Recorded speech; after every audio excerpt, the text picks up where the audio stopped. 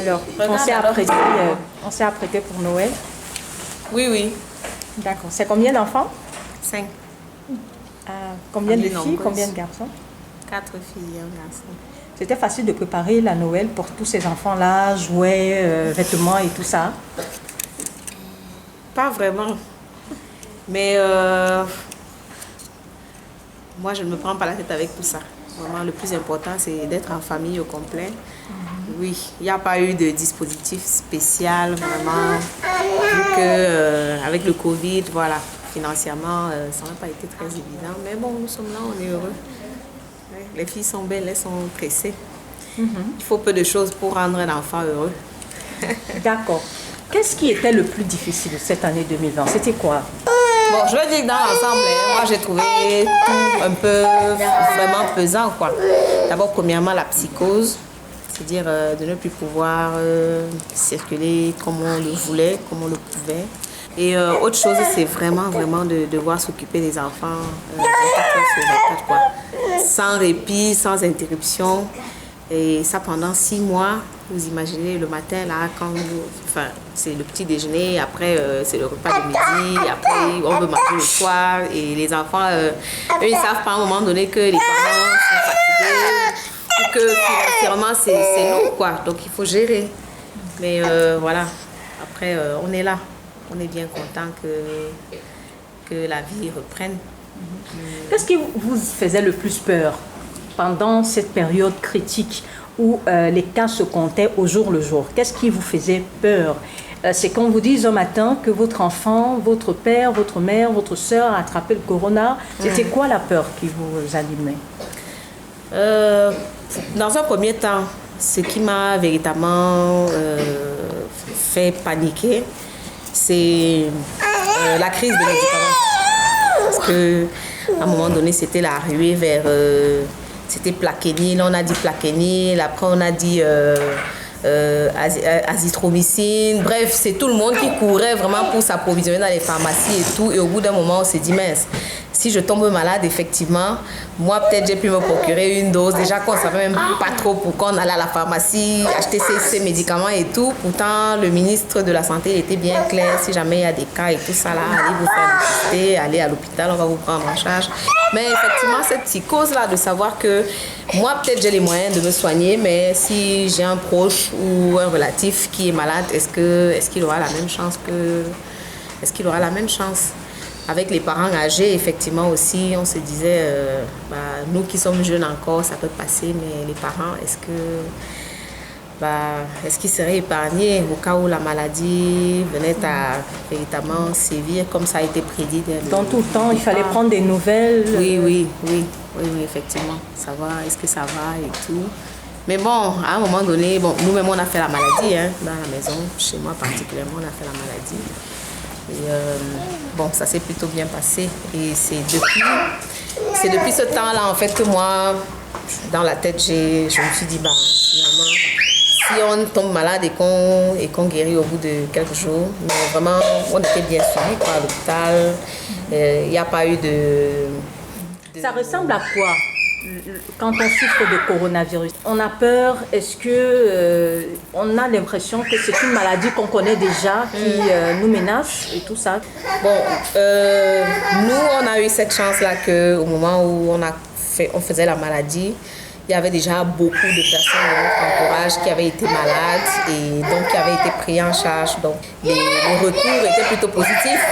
Donc, c'est un tel qui te dit, moi j'ai mon frère ou bien ma soeur qui a été malade et tout. Et voilà, ça se passe plutôt bien. Il a fait sa quarantaine à la maison et ainsi de suite. Donc, pour nous, c'est vrai qu'au début, quand on te dit, tu es malade, tu paniques. Et tu te dis, je suis à la maison, je suis avec mon époux, il y a les enfants. S'il arrive que tout le monde soit malade, on fait comment? Donc c'était vraiment difficile dès le début. Mais bon, après à l'hôpital, voilà, quand on y est allé et que les médecins disent, si vous êtes malade, on ne vous garde même pas ici, quoi. Vous allez aller faire la maladie chez vous et tout. Du coup, on se demande, mais attendez, vous ne regardez pas pourquoi? Moi, j'avais peur parce que je me disais, mais je suis à la maison avec mes enfants et tout. Je préfère que vous me gardiez ici. On me dit non. Vous allez rentrer chez vous, suivre votre traitement et tout. Mais Pour ma part, je n'ai pas eu tous les symptômes vraiment qu'on décrit. Ça peut se passer, c'est-à-dire ça varie chez l'un ou chez l'autre, les symptômes. Mais moi, personnellement, j'étais pratiquement asymptomatique, quoi. Alors 2021, c'est dans quelques jours seulement. Qu'est-ce que toi, tu souhaites pour la nouvelle année? Bon, je souhaite que tous les bandits, les escrocs finissent enfin, quoi. Pour que tout le monde soit en sécurité, pour qu'on ne puisse plus paniquer. Parce que cette année-ci, il y a eu beaucoup de ça au Cameroun. La fois dernière, à Kumba, on a ôté la vie à des enfants qui étaient en train d'étudier à l'école. Et ça m'a fait très peur. Donc je prie le Seigneur pour que ça ne continue plus. Parce que nous tenons vraiment à notre vie. Nous ne voulons pas que ça nous soit ôté, quoi. Donc, je vous souhaite joyeux Noël à tous. Et bonne année. Bonne année. Alors, ton souhait pour la nouvelle année? Je souhaite que toute la famille soit réunie, qu'aucun de la famille, bref, soit mort. Une famille, c'est important dans la vie. La famille soutient les gens et je ne veux pas qu'aucun demeure, comme maman ou papa ou Saya ou Lucas ou Honoria ou bien ma petite sœur Sarah. Je ne veux aucune mort, que des bandits arrêtent. La guerre, c'est fini. La famille, c'est important pour la vie. Je vous souhaite joyeux Noël. D'accord, merci. Alors, le garçon, le seul coq de la famille, qu'est-ce que tu souhaites pour la nouvelle année? Moi, je souhaite au moins de faire passer les besoins des autres avant les miens. Par exemple, celles de mes soeurs, ma mère, mes grands-parents.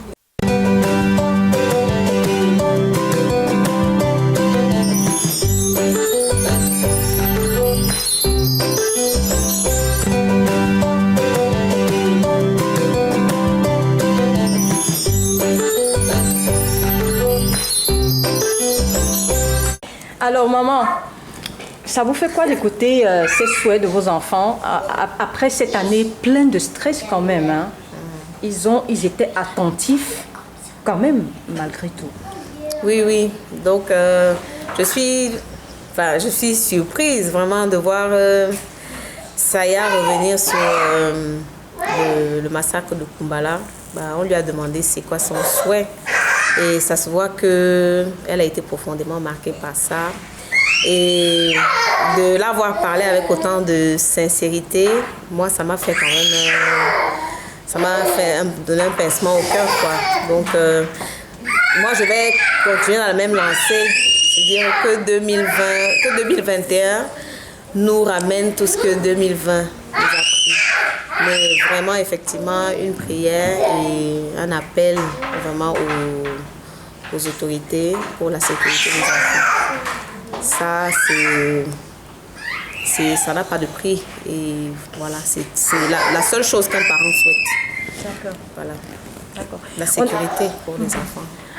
On a aussi entendu parler du phénomène des microbes on entendait parler de cela en Côte d'Ivoire, à Abidjan notamment, mais on a eu l'avènement de ce phénomène ici au Cameroun, à Douala particulièrement, où beaucoup de personnes ont été blessées par ces enfants qu'on appelle les microbes. Et vos enfants ont soulevé cet aspect-là et souhaité que le gouvernement fasse quelque chose. Est-ce que vous partagez l'avis de vos enfants? Oui, effectivement. C'est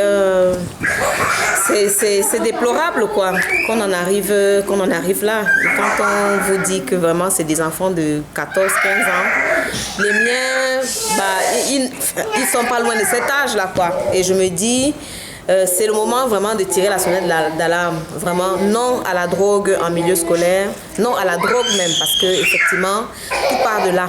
C'est dit, ces enfants-là, ils n'en arrivent pas là par hasard. Vraiment, c'est parce que effectivement, on laisse circuler des substances illicites. Vraiment, rien n'est véritablement fait pour mettre fin définitivement à tout ça, quoi. Et moi, je dis, personne n'est à l'abri mon enfant aujourd'hui n'y touche pas, mais c'est clair que si demain il fréquente un établissement ou alors où ces substances-là passent, il y a de fortes chances qu'il soit appelé à y goûter, à toucher, et puis après, voilà. Je peux vous assurer que beaucoup de parents, même certainement, sont souvent surpris.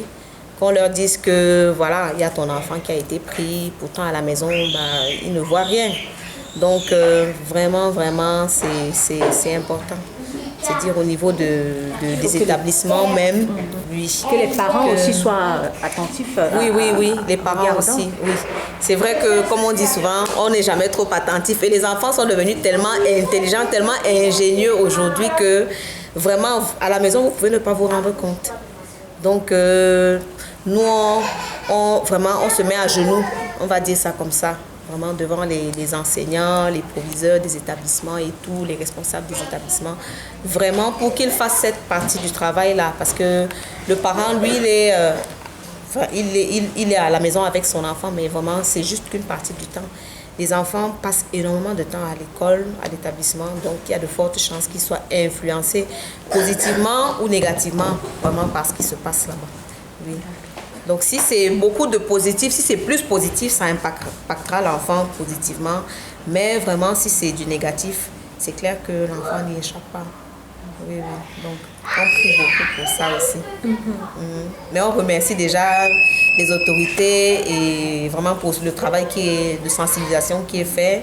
Dernièrement, c'était une vidéo sur WhatsApp que je voyais où on explique, on déroule vraiment les méthodes, les techniques vraiment qu'ils emploient, les différents types de drogues et les techniques pour infiltrer les milieux scolaires et tout. Mais vraiment, c'est déjà bon de savoir ça, d'être au courant. Ça rassure les parents.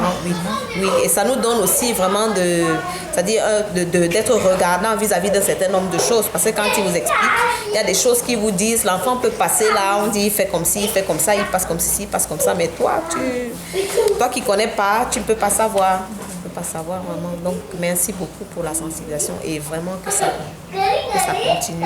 D'accord. Et votre souhait, le vœu le plus cher en 2021? Pour 2021. Pour vous, votre famille et pour le Cameroun et l'Afrique.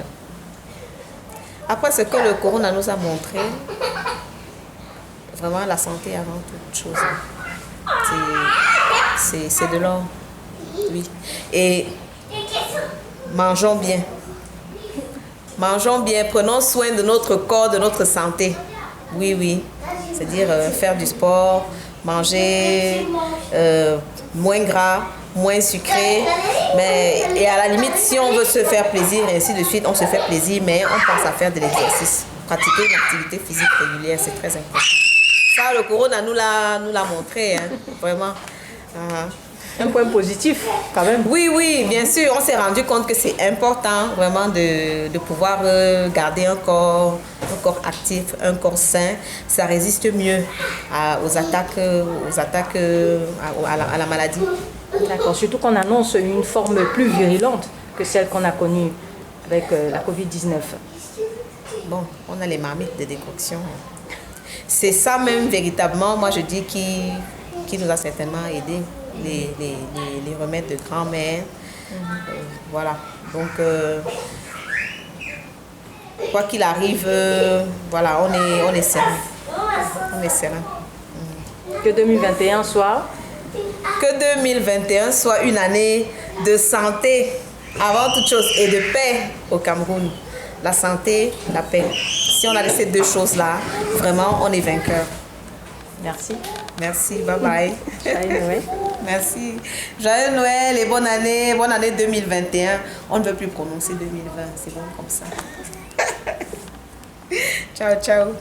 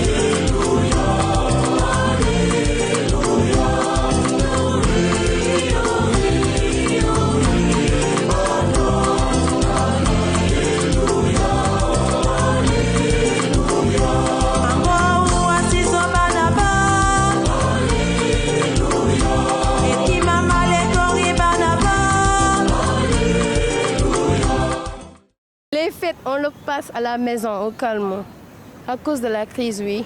Et on est confinés tous. Mais on s'adapte en fait. Vous allez les passer en famille, avec des amis? Oui, on le passe en famille, les amis, à la maison, tout le monde. Bon, déjà, on sait que la fête, ce sera à la maison au calme, à cause du Covid, pour éviter la contamination, mais bon, on s'adapte. En tout cas, on souhaite à tous et à toutes joyeux Noël et restez chez vous. Portez vos masques, voilà. Oui, surtout ça. Portez vos masques. Je m'appelle Abdoulaye Traoré. Cette année, avec les restrictions, nous sommes obligés de nous y plier parce que nous sommes dans un contexte de pandémie avec les restrictions étatiques. Donc nous sommes obligés de passer cette fête à la maison. Nous serons vraiment sevrés des spectacles, des heures de lumière, du réveillon, donc tout ça. Et cette année, c'est devant le petit écran, en famille, avec la plus grande sobriété. Et j'espère que le contexte est bien justifié et nous sommes vraiment disposés à respecter ces règles-là. Parce que, comme l'a si bien dit les autorités, c'est un problème de santé et qui dépasse le Sénégal. Donc franchement, moi, de mon humble avis, je crois que le contexte est bien justifié et nous sommes vraiment d'accord de nous plier à ces mesures-là.